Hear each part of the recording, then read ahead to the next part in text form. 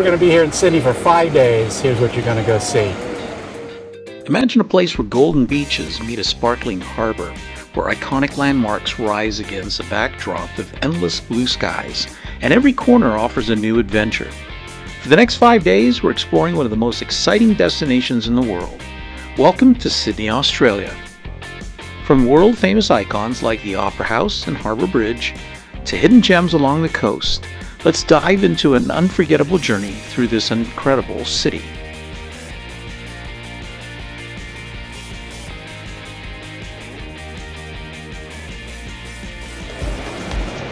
All right, we're going to take the hop-on, hop-off bus.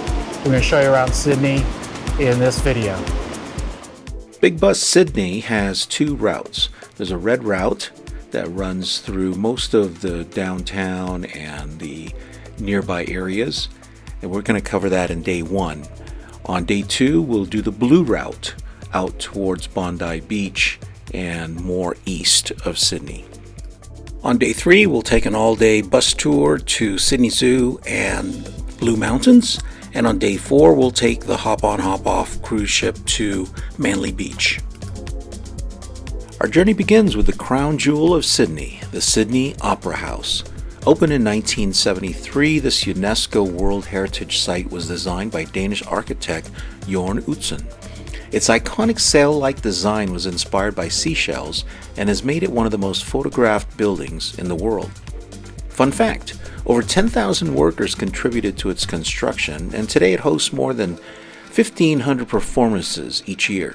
Whether you step inside for a tour or simply admire it from the outside, it's an absolute must-see. St. Mary's Cathedral in Sydney is a breathtaking example of Gothic Revival architecture with its twin spires rising dramatically over the city skyline. Built from local sandstone, the cathedral features stunning stained glass windows, intricate carvings, and a serene interior that invites reflection. As the spiritual heart of Sydney's Catholic community, it's both a place of worship and a must-see landmark for visitors. Beautiful stained glass windows.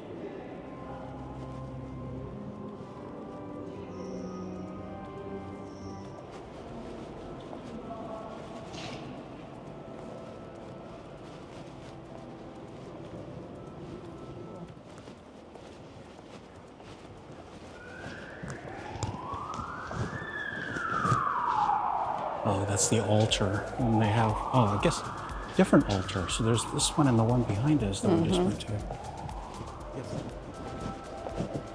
Stations of the Cross here, and some stained glass windows. Beautiful.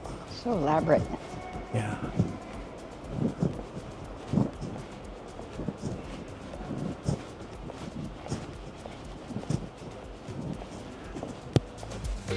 The Archibald Fountain, located in Sydney's Hyde Park, is one of the city's most elegant landmarks. Designed in a classical style, it features striking bronze statues inspired by Greek mythology, with water gracefully flowing into the large circular pool. Surrounded by leafy parklands, it's a popular spot for photos, relaxation, and enjoying a peaceful moment in the heart of the city. Sydney Tower Eye is the tallest structure in the city, offering 360-degree views from its observation deck high above the skyline. It's defined as a structure as opposed to a building. The tallest building is Crown Sydney. From the Sydney Tower Eye, visitors can see iconic landmarks like the Opera House, the Harbour Bridge, and on clear days, the Blue Mountains in the distance. For thrill seekers, the Skywalk experience lets you step out onto a glass platform 268 meters above the ground.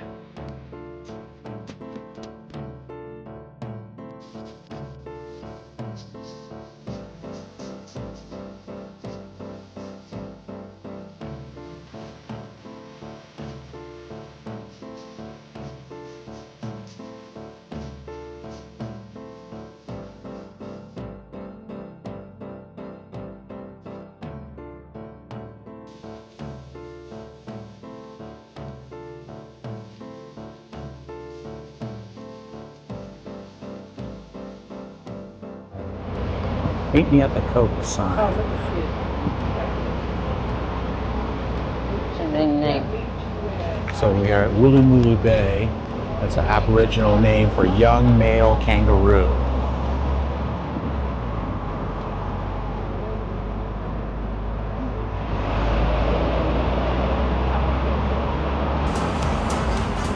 Coming back the same way we came, near the Australian Museum. And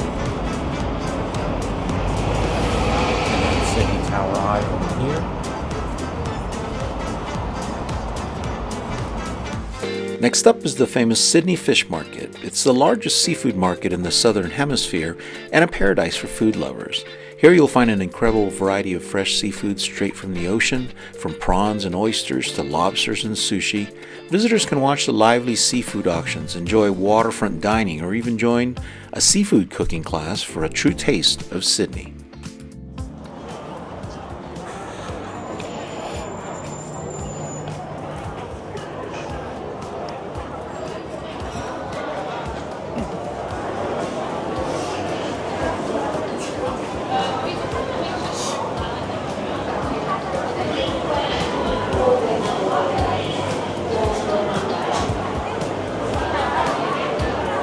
Different sushis, poke bowl, fresh fish.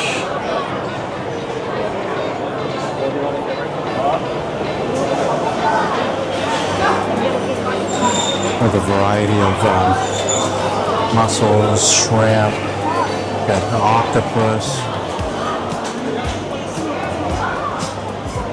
all the different sizes. Look at the size of these guys. Barramundi. One of my favorites is barramundi. So here we go. We got a variety of sushis. And there's ours. Thank you.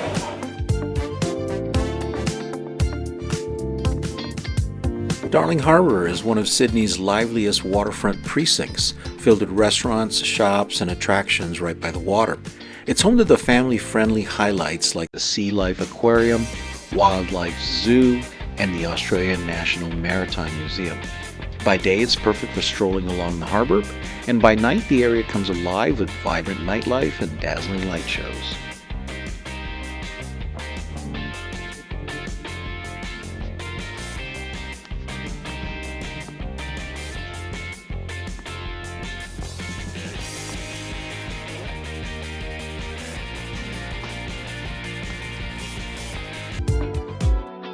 As the afternoon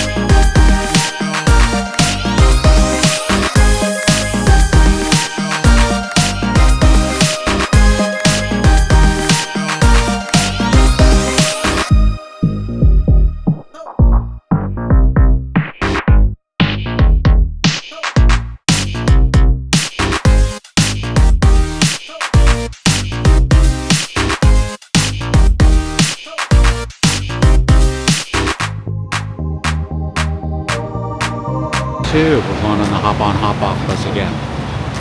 Day 2 begins with the bus heading to world-famous Bondi Beach. Known for its rolling surf, golden sand, and vibrant atmosphere, Bondi is more than just a beach, it's a lifestyle. Bondi's lifeguards have been keeping swimmers safe since 1907.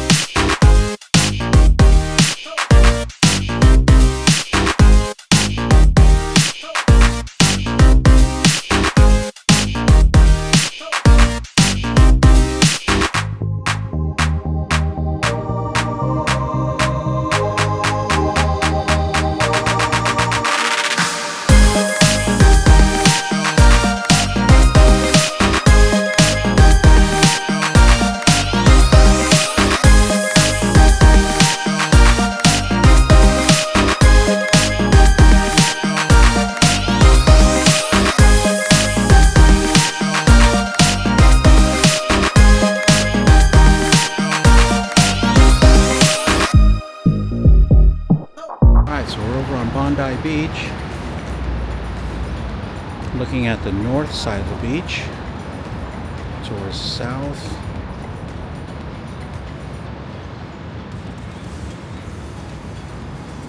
Towards the Bondi Beach Club pool, and then up here on the hillside where the shops and the apartments are.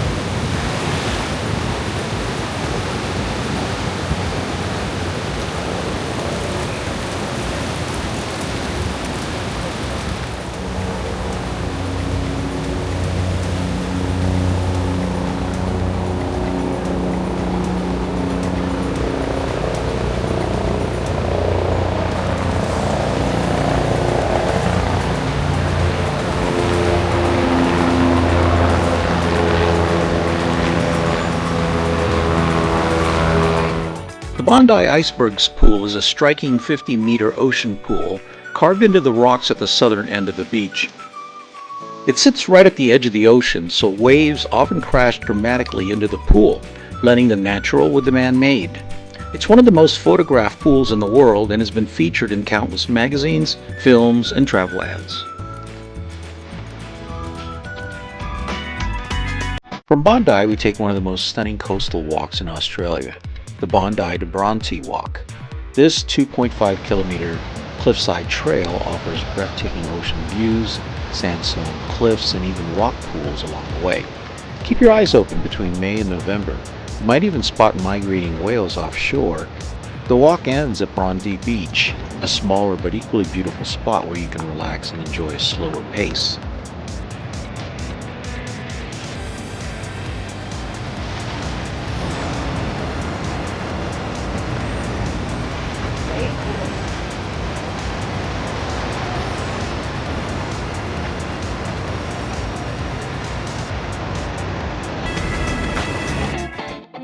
Double Bay is an upscale harbourside suburb in Sydney known for its stylish boutiques, trendy cafes, and beautiful foreshore views.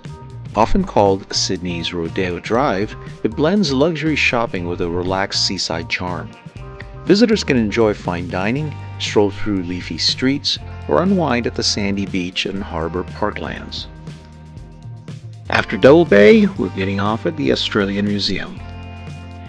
The Australian Museum in Sydney is the nation's oldest museum and a world-class destination for culture and science. It showcases fascinating exhibits on natural history, indigenous cultures, dinosaurs, and Australia's unique wildlife. With its mix of interactive displays and impressive collections, it's a must-visit for anyone curious about the stories that shape Australia and the natural world. As evening sets in, we head back into the city and explore Sydney's Chinatown.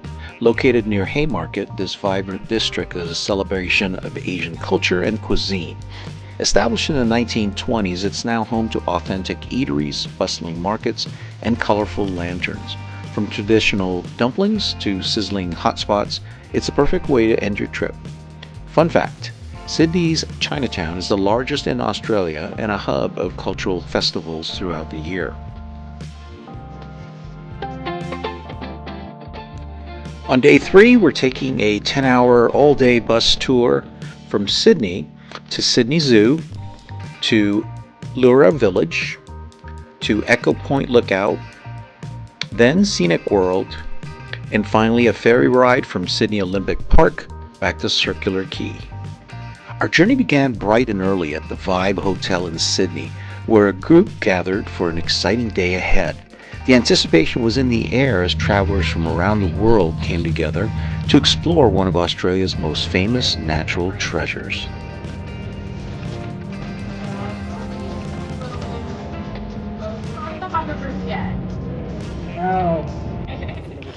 Our first stop was the Sydney Zoo, where we had just over an hour to see some of Australia's most iconic wildlife.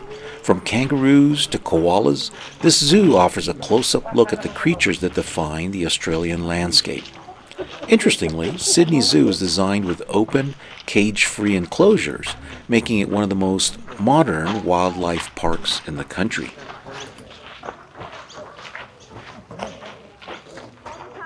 Just try and wait to feed the kangaroo first. Because if the emu takes all your food, I can't give you any more, unfortunately. Thank you. You've got Maddie's going to come along. She's going to hand out your food for you guys. Sorry, thanks.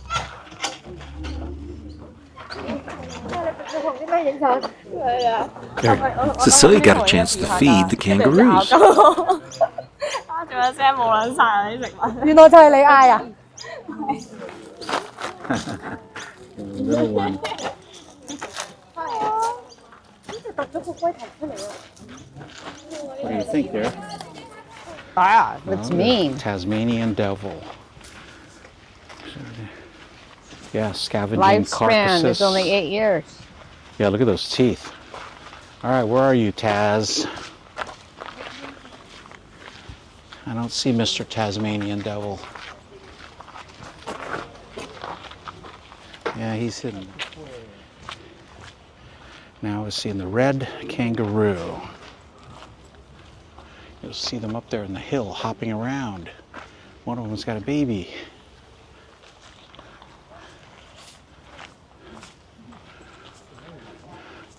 You'll see that one's got a baby right there. So we're here at the koala exhibit. And oh, here's another one over here, dear.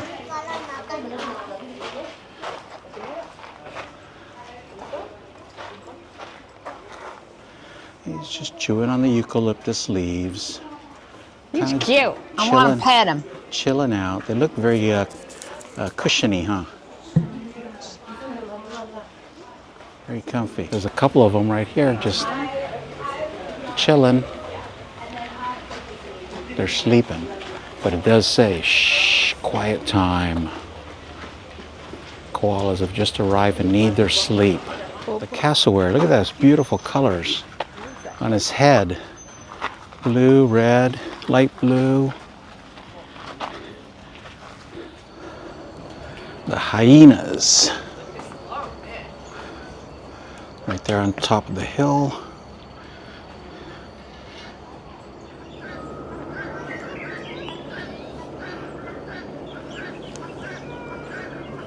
Black rhino has a hooked upper lip, pulling leaves up from bushes. The white rhino has a wide lip, grazing. Interesting. So this is the Nyala.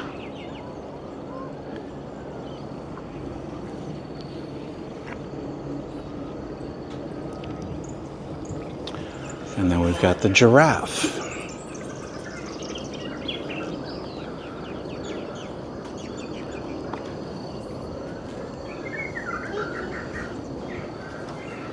Another ostrich in the back, or an emu. Got some zebras in this enclosure with the giraffe. And then some small bird down there, along with those deer and the Nyala. This lion's eating something down there.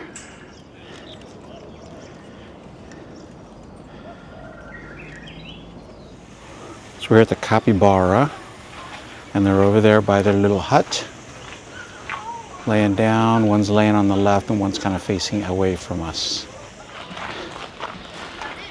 Oh, here's another one with a capybara somewhere in there. But these are monkeys of some sort. Don't know what kind. We'll figure out what those are here.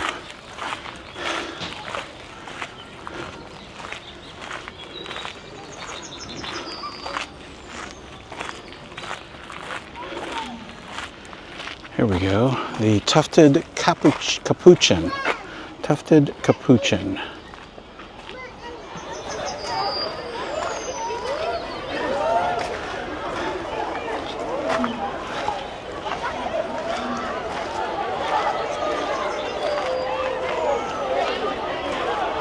The ringtail lemur. Common chimpanzee.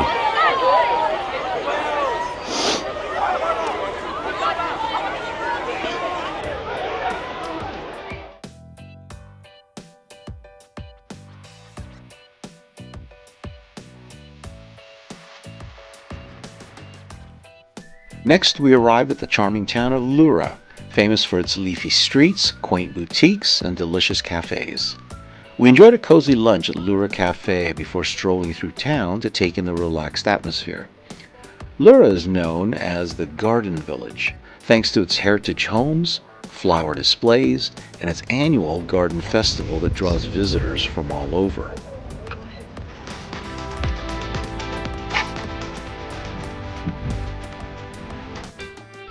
Our next stop took us to one of the most famous lookouts in all of Australia, Echo Point. From here, the view of the Blue Mountains stretched endlessly, and the Three Sisters rock formation stood proudly against the horizon. The Three Sisters are steeped in Aboriginal legend, said to represent three sisters turned to stone to protect them from danger.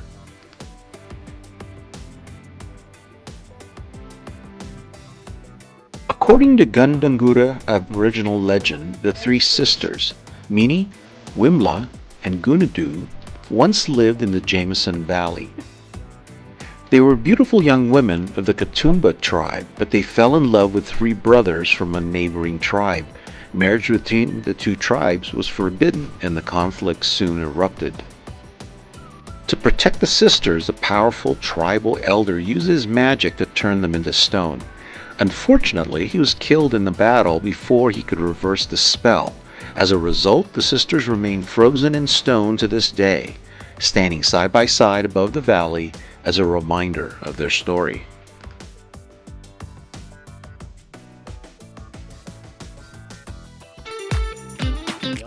Afterward, we headed to Scenic World, a true highlight of the tour.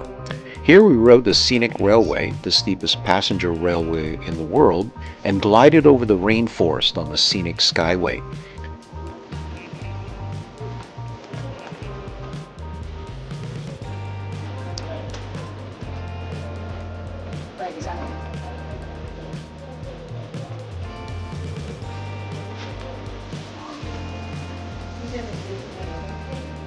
Scenic World first opened in the 1940s, transforming what was once a coal mine site into a beloved attraction showcasing the natural beauty of the Blue Mountains.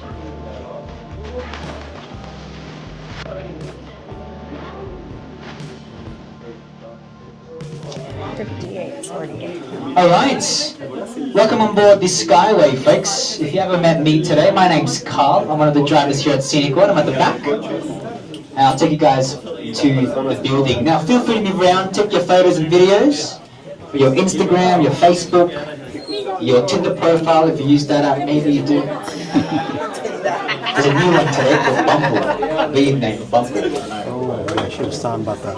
Yeah, And that's what I said, the right inside you'll see side. the rest of the Jamison Valley, guys. What you're looking at around us is a small portion of the Blue. Compare that to real life examples.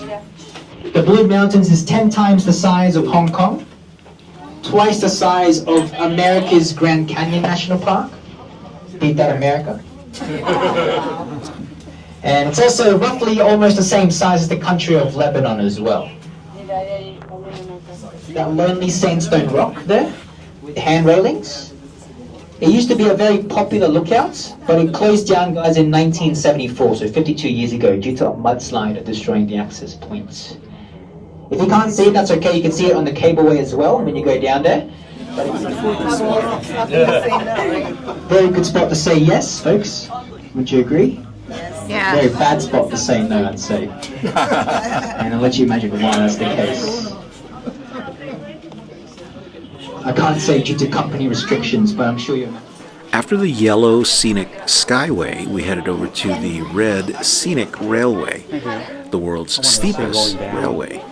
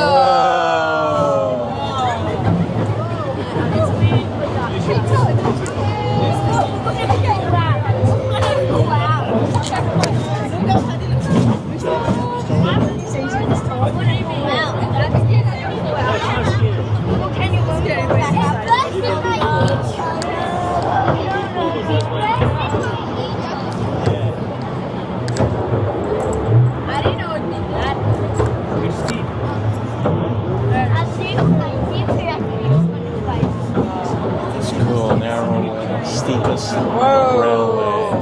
Oh, you're right up against the rocks.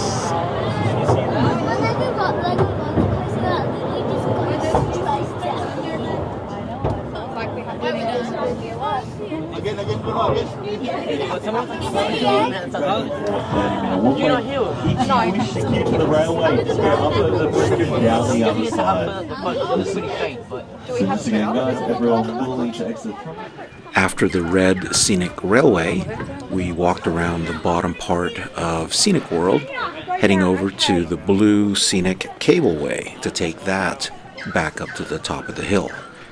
So we just got done off the Scenic Railway, walking along the path here. It's old mining town, and they used to mine up and down these this mountain.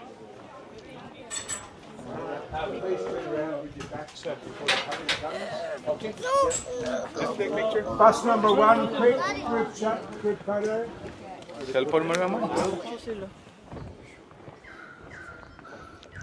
Did you take the blue?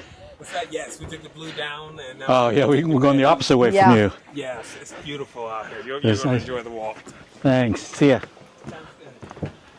Hello. Miners Village. Hello again. That was a couple from the United States that is on our Blue Mountains bus tour.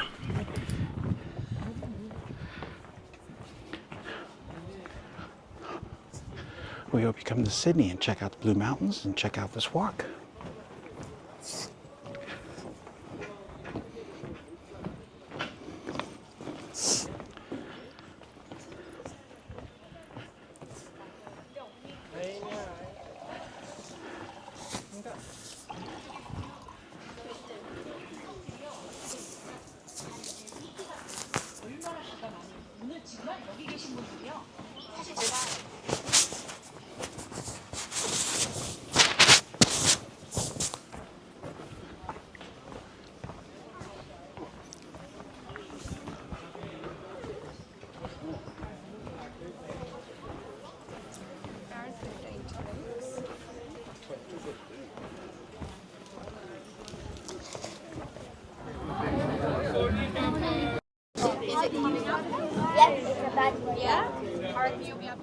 Here's the blue cableway coming down.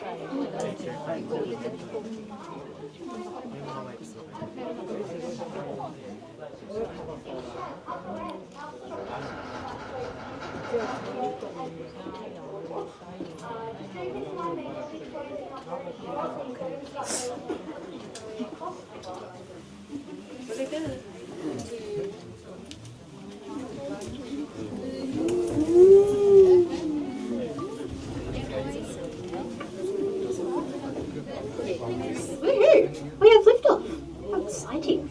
So hi, hello, good afternoon everyone. Welcome aboard the Scenic Cableway. So my name is Jess, I'm your driver, taking us 220 metres out of the warm temperate rain. It's going to be your best view of those Katoomba Falls. Over on the right hand side of the cabin, the iconic Three Sisters. So the Three Sisters are also very sacred to the traditional custodians of these lands, the Taronga people. On the left-hand side of the cabin, the large cliff faces, made up of sandstone, iron and clay. They're protecting the rainforest down below from the harsh afternoon sun and any strong winds. Over on the right-hand side used to be the lookout spot to head to when you visited Katoomba. It was more popular than the Three Sisters as well. So it opened up in 1933, operated until 1974 before it finally closed down. It was deemed too unsafe and too unstable, closed down as a lookout spot. No one in the general public has climbed Orphan Rock in the last 51 years. Wow. Welcome back up to the main building, everyone. We're going to have just a couple of bumps as we make our way. To wrap up the day, our bus took us to Sydney Olympic Park, the site of the 2000 Summer Olympic Games. From there, we boarded a ferry for a relaxing ride back to Circular Quay with stunning views of the Sydney Opera House and Harbour Bridge. It was the perfect ending to a day filled with nature, history, and adventure. We're taking the ferry from Sydney Olympic Park over to Circular Quay. We're going to make a few stops along the way.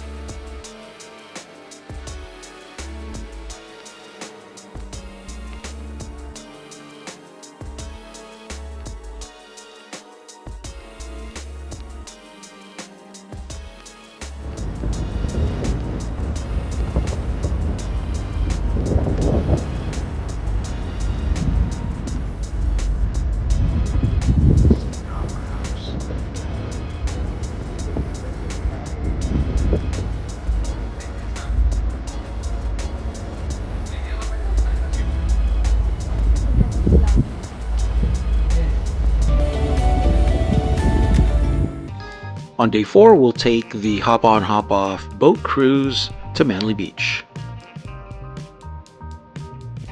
Our first stop is Taronga Zoo, perched on the hillside overlooking Sydney Harbour. The zoo officially opened its doors in 1916, and since then, it's been one of the most famous wildlife attractions in the world. The name Taronga is derived from an Aboriginal word meaning beautiful view, which is perfect, because from here you can see sweeping panoramas of the Opera House and Harbour Bridge. Beyond the view, the zoo is home to over 4,000 animals, from kangaroos and koalas to giraffes and elephants. It's a spot where Australian wildlife meets international conservation, making it more than just a zoo, it's a living classroom.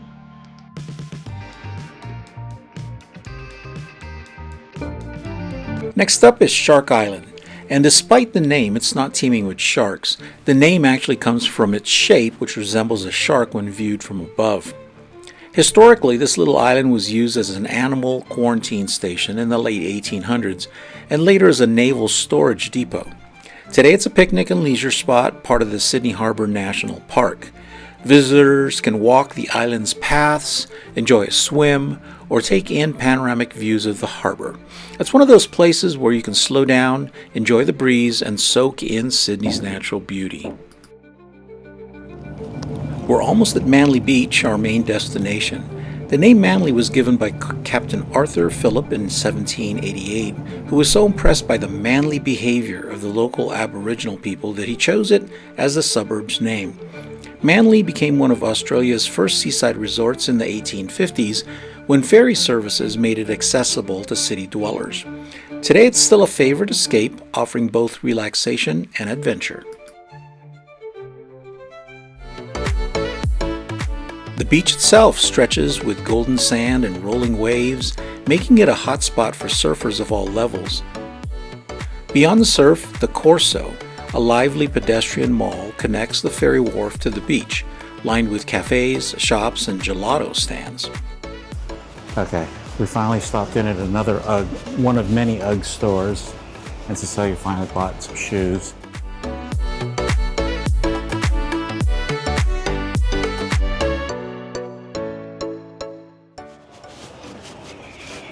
Continuing our walk down towards Bondi Beach. We're now in the area called the Corso, chemist or pharmacy. Toy and bookshop, souvenirs, Rip Curl, more surfing shops, a lot of bars. Here we are, Manly Beach.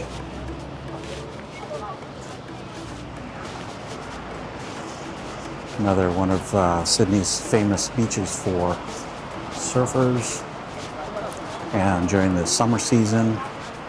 So right now we're here at the end of winter, starting up spring, so it's not so crowded, and it's overcast today, probably in the mid 60 degrees or 18 to 20 degrees centigrade Celsius.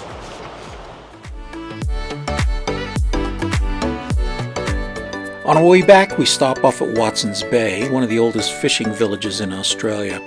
Established in 1788, it's been a retreat for sailors, locals, and visitors for centuries.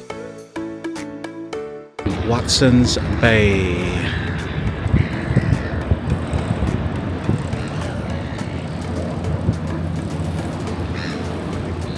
There's the beach over there with some small craft, a few restaurants. Just kind of a slow, chill vibe. Not a lot of activity.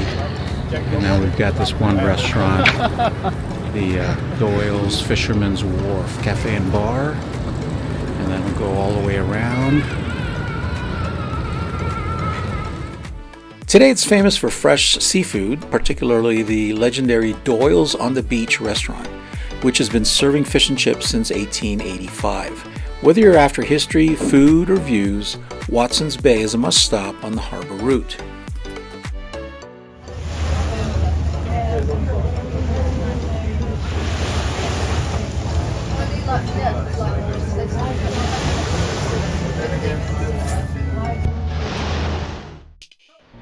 Today we're setting out on foot from our hotel and exploring one of the most iconic harbor walks on the planet.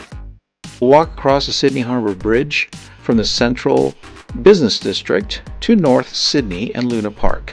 Then we'll take the ferry from Milsons Point back to Circular Quay. Our journey begins with a casual walk from our hotel toward the waterfront.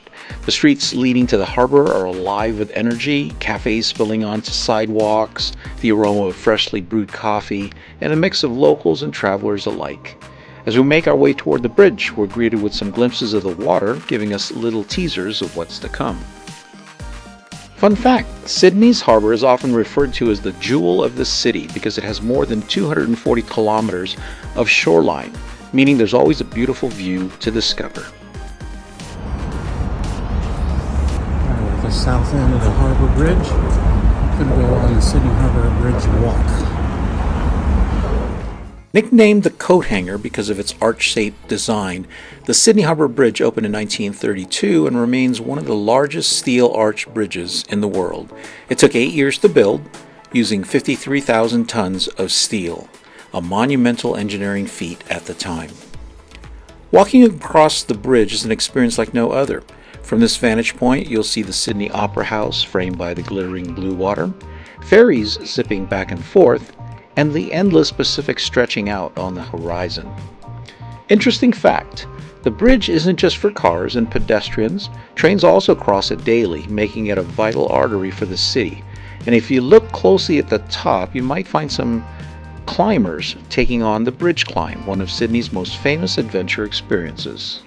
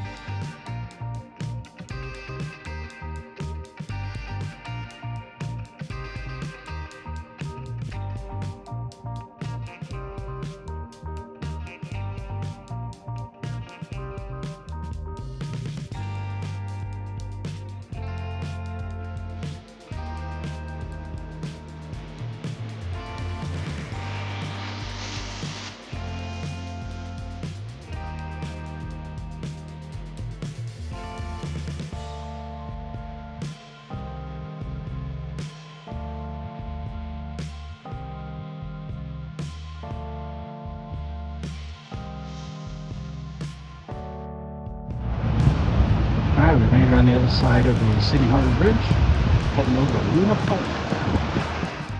Once we step off the bridge, we arrive at Milsons Point, home to one of Sydney's most whimsical attractions, Luna Park.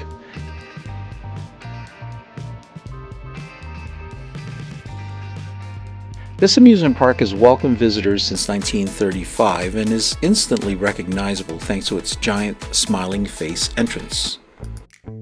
Here you can find retro rides, carnival games, and some of the best views back across the harbor. Fun fact, during World War II, Luna Park actually closed briefly because of blackouts, and when it reopened, it became a symbol of joy and escape for Sydney residents. Another interesting tidbit, Luna Park is heritage listed, meaning it's officially protected as a site of cultural significance. Even if you don't hop on a ride, walking around this colorful spot is like stepping back in time.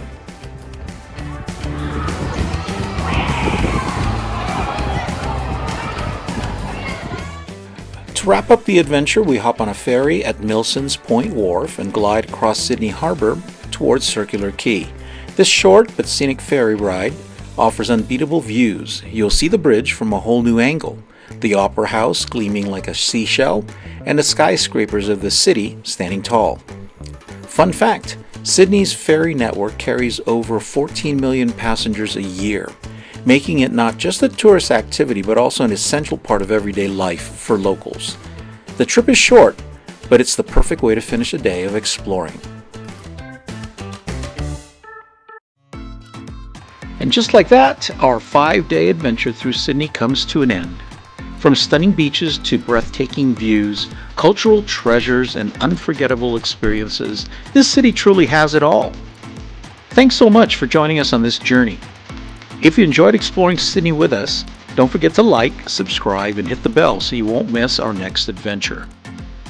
Until then, keep exploring, keep discovering, and we'll see you in the next amazing city.